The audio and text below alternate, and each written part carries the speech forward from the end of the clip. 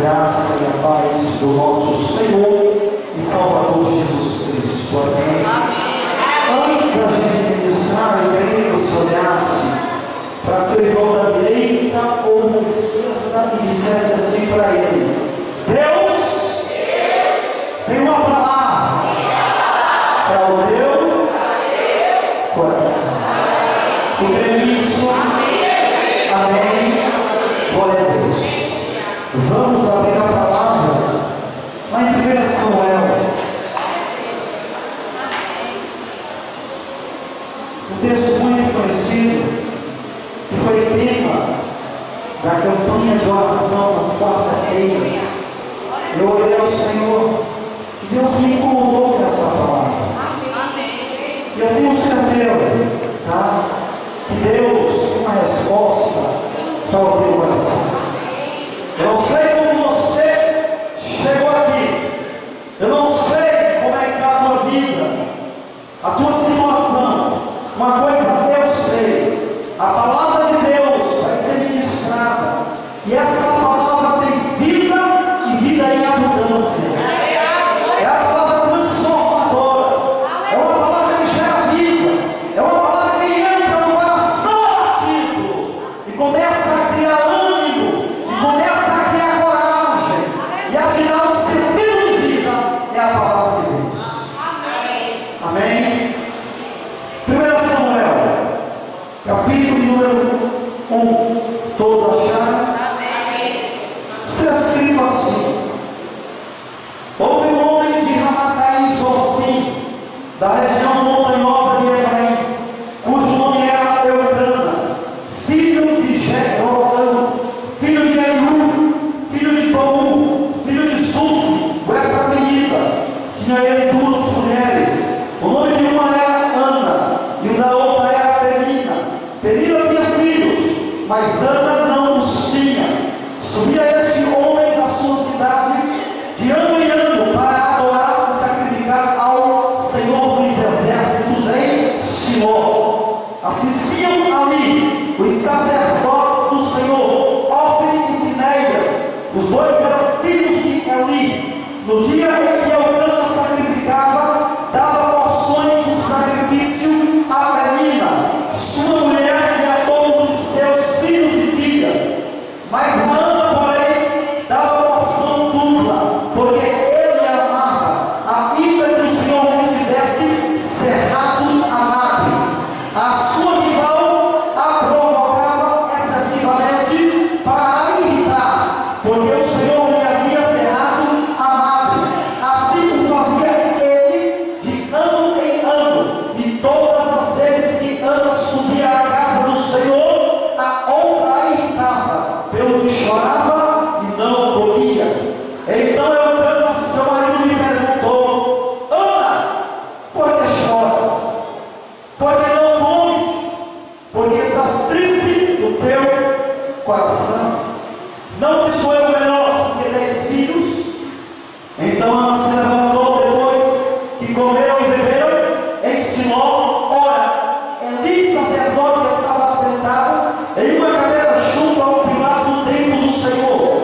Era com amargura de alma. Orou ao Senhor, chorou muito e fez um voto dizendo: Senhor dos Exércitos, se benignamente atentares para a aflição da tua serva, e de mim te lembrares, e da tua serva não te esqueceres, mas a tua serva deres um filho, ao Senhor cantarei por todos os dias da sua vida, e sobre a sua cabeça não passará navalha. Capítulo número 2, versículo 8.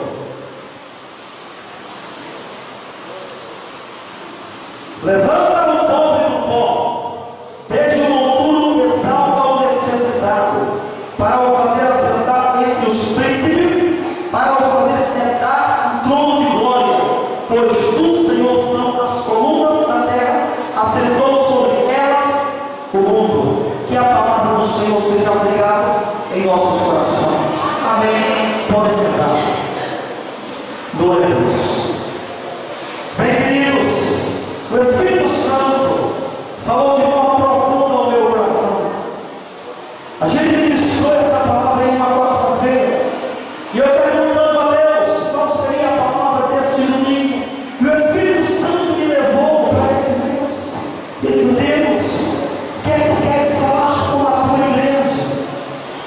isso aqui é algo muito sério. Não vai pensar você que quando a gente é escalado para pegar a palavra, tá? A gente abre a Bíblia e escolhe um ponto final dando, tá? Há uma responsabilidade, há um compromisso com a palavra do Senhor.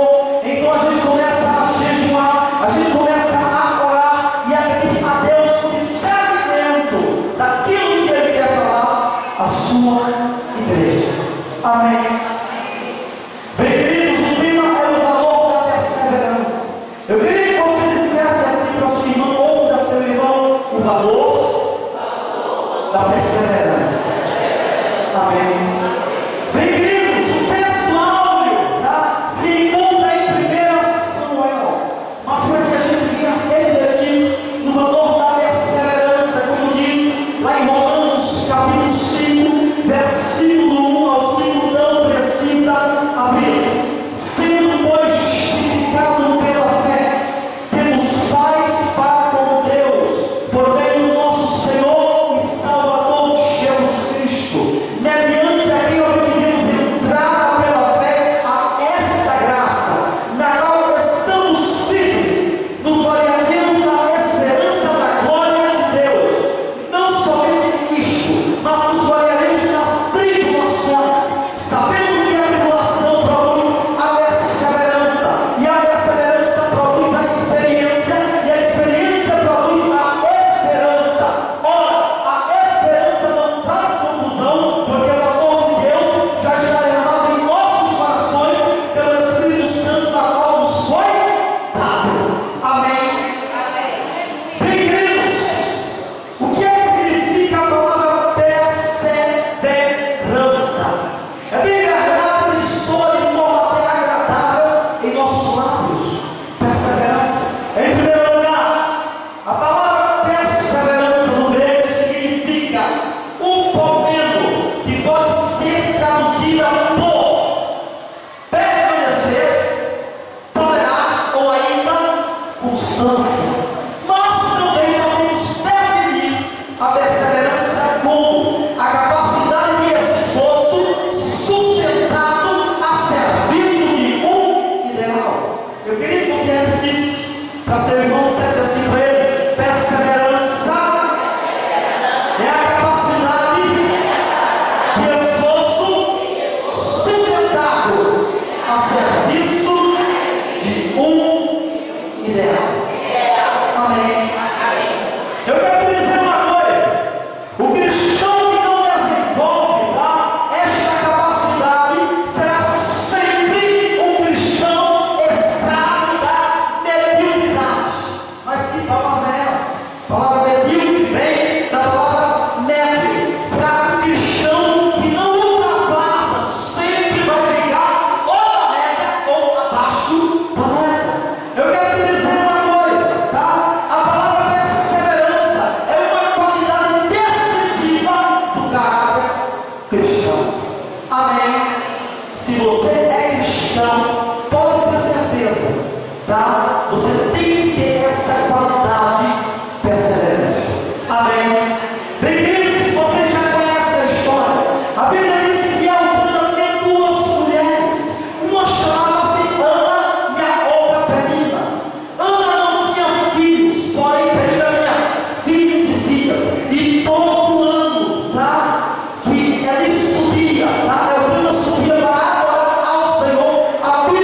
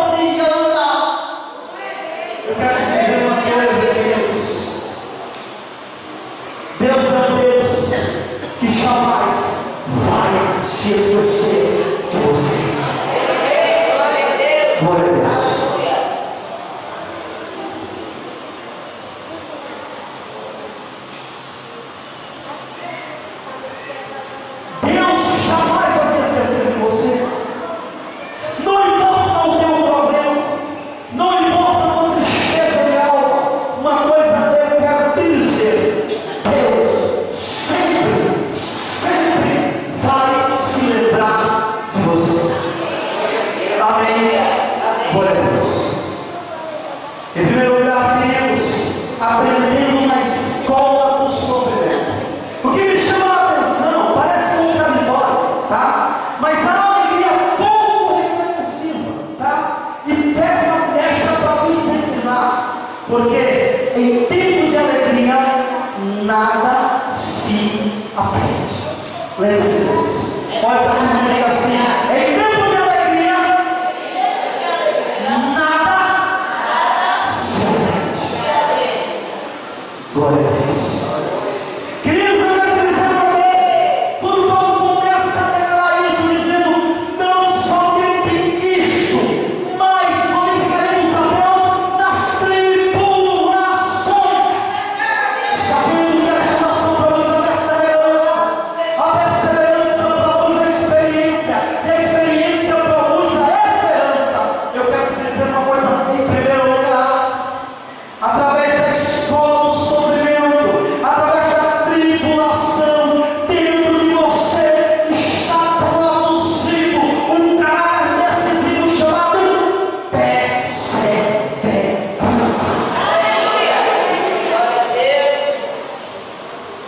Queridos, o apóstolo Paulo, ele sempre fazia uma leitura positiva a respeito das tribulações.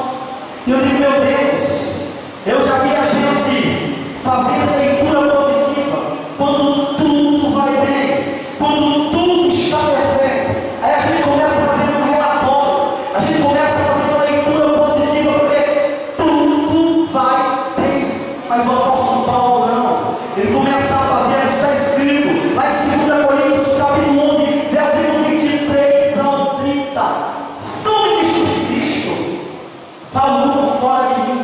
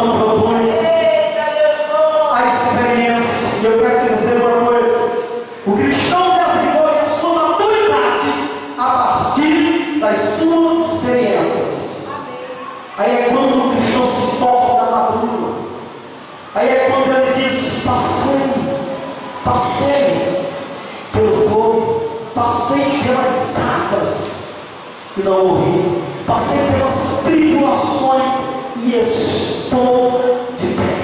Eu quero te dizer uma coisa, que Deus está fazendo na tua vida. Deus está forjando o teu caráter. Amém. Como diz lá em Romanos, capítulo 8, versículo 18, para mim tem por certo que as aflições que a gente tem no presente não hão de ser comparado com a glória que em nós há de ser revelada. Agora olha para a sua irmã e diga assim: tu já parou para pensar naquilo que Deus está preparando para a minha vida e para a tua vida? Eu quero te dizer uma coisa, com Jesus em 2 Coríntios 2:9, mas como está escrito, nem os olhos viram, nem os ouvidos ouviram, nem mente alguma subiu ao coração de Deus, porque o que Deus tem preparado para você é para aqueles que amam ao Senhor, é algo muito assim. Amém? Em terceiro lugar, a tribulação produz temor. O crente passa, tá? A temer. O temor, pode ter certeza, tem tudo a ver com obediência. Amém? Como está escrito no Salmo 119, 67. Antes de ser afligido, eu andava errado, mas agora guardo a tua palavra. E no versículo 70, foi bom ter sido afligido para que aprendesse os teus decretos. Queridos, essa tribulação está produzindo em você temor, temor ao teu Deus, porque só assim, queridos, nós devemos compreender que só Ele é digno de louvor, de glória e de honra. Amém. Queridos, em quarto lugar, a tribulação produz em você peso de glória. Eu quero te dizer uma coisa: não tem como você ter a compreensão exata de tudo que se passa dentro da tribulação, só na eternidade. Mas uma coisa eu te digo: quanto mais você é provado, tu vais ganhar pedras preciosas no teu meio. Quanto mais você é provado, quanto mais você é atribulado, quanto mais você passa por perseguições, Deus está preparando algo inefável aos nossos olhos. É algo tremendo, porque quanto mais o cristão ele é provado, pode ter certeza, gente, pode ter certeza, quanto mais o cristão ele é provado, grande será o vosso galardão. Em segundo lugar, as primícias da perseverança. Eu quero te dizer uma coisa: só quem passa por tribulação, aprenda e entenda, só os que perseveram são chamados por Deus. Amém. Eu quero te dizer uma coisa: Deus jamais convocaria para um projeto tão grandioso, tá? Alguém a qual não despertasse dele força de determinação. Quer que eu aprenda com isso? Quer que eu aprenda com isso? Se você está passando por tamanha prova, é porque Deus viu em você a força da determinação. Queridos, Ele não quis escolher a Ana, porque Ele queria escolher a Ana. Algo despertou a atenção em Deus na vida de Ana. Algo despertou a atenção em Deus. Embora ela vivia angustiada, atribulada, chorando, cabisbaixa, em uma situação caótica, eu quero te dizer uma coisa: você não consegue entender, porque Deus ainda não se